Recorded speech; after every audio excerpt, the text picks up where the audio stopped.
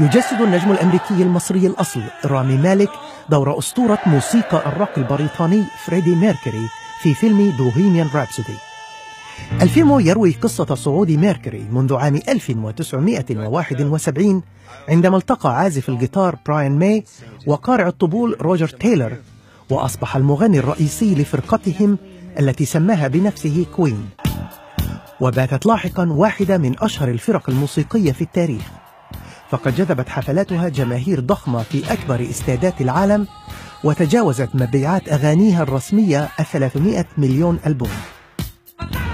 ووصلت الفرقة ذروة نجاحها في حفل لايف ايد باستاد ويمبلي عام 1985 التي شاهد بثها الحي ما يقارب 2 مليار شخص، وذلك بفضل أداء ميركوري الذي اعتبره النقاد أعظم أداء حي في تاريخ موسيقى الروك. رامي، ازيك؟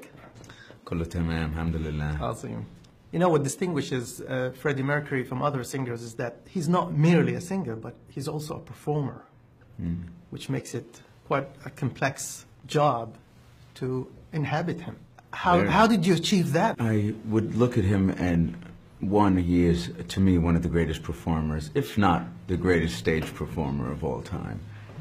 And I thought, how am I ever going to reach the height of that? It seems like an insurmountable task. But I thought about it in the way that I look at any other character that I would create and just find the humanity in him. So I started to look at him as a young man, and obviously his name is not Freddie Mercury, it's Farouk Bulsara. And that was something I could start to identify with, and someone who was an immigrant, conflicted about so many things in his life, his identity, his sexual identity, and he had an overbite that was pretty sizable. There were aspects of him that I would see as, how is this human being ever going to be on stage doing what he does?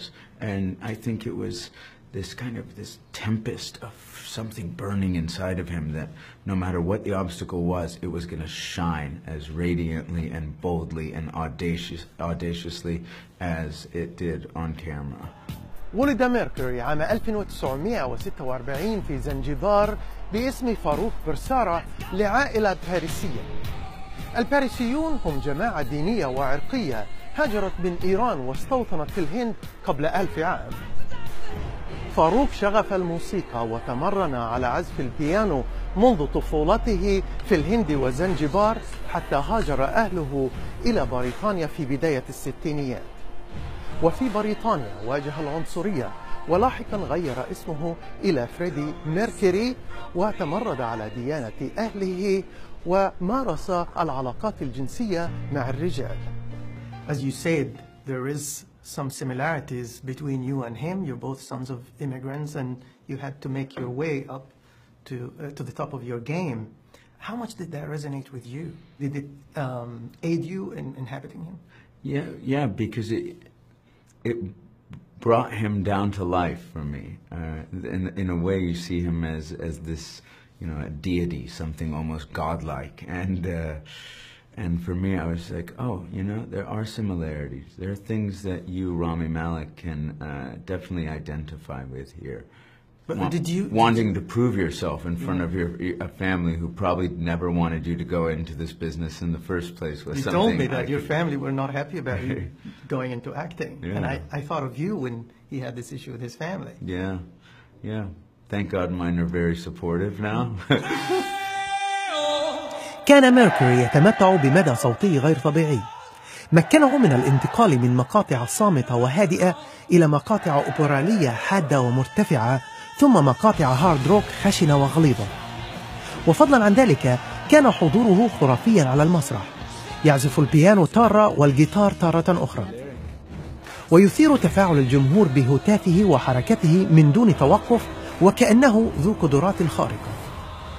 How did you capture the physicality of his performance? A long time ago, about a year prior, and I sat down with choreographers in London and I realized a choreographer was not what I needed. He moved so spontaneously and had these big, bold, kind of gestures on stage that could be seen all the way at the back of the stadium, and I needed to be able to do things like that spontaneously as well. So I worked with a movement teacher named Polly Bennett, and I had watched Eddie Redmayne do The Theory of Everything, and I wanted to find someone who could help me articulate in that respect.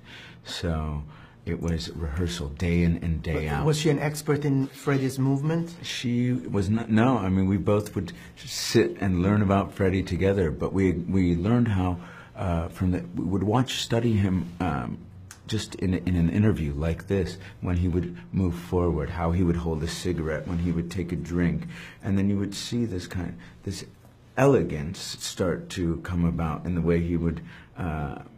Just articulate his head gestures. And then we would look at early Freddie, and perhaps with the longer hair, and the 70s movements, and study them from archival footage. But, sometimes we would be in a dance studio, and she would say, all right, let's do Killer Queen, but I want you to do it in the style of Marie Antoinette.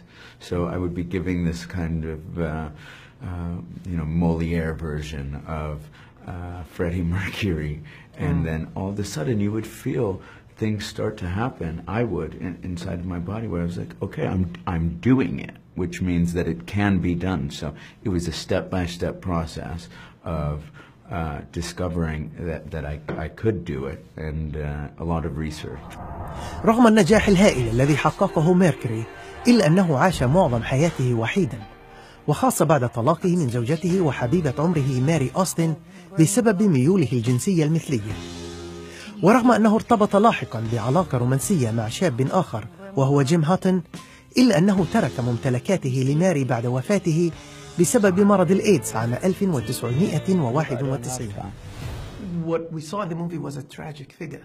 You as Rami, how would you avoid this kind of, you are out big and everybody worshipping you, yet inside you are not satisfied? It's a great point. I do see him as a tragic figure as well.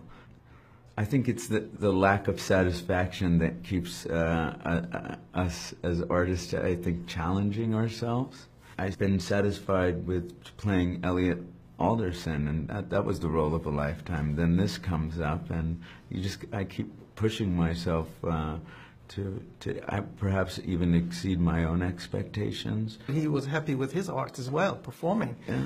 But he had issues, for instance, his identity. How much does that resonate with you?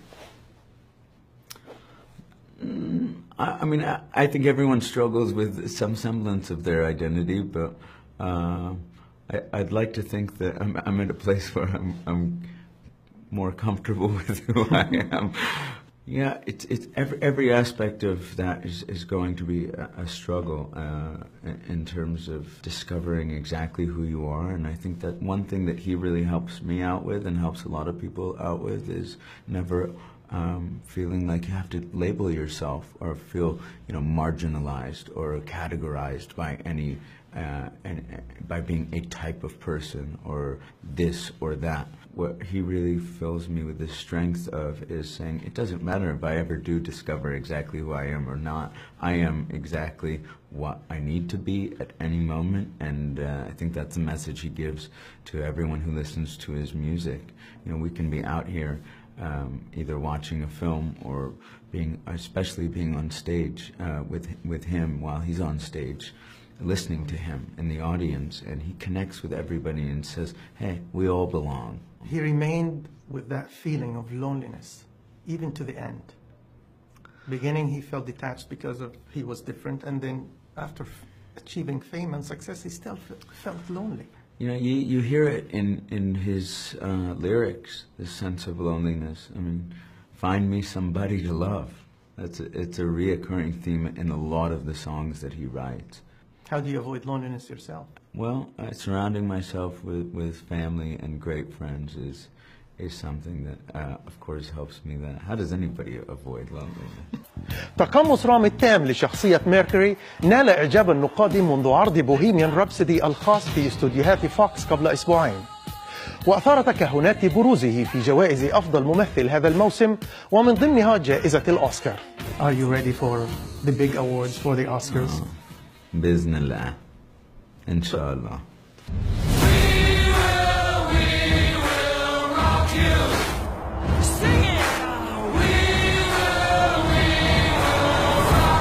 حسام عاصي، BBC.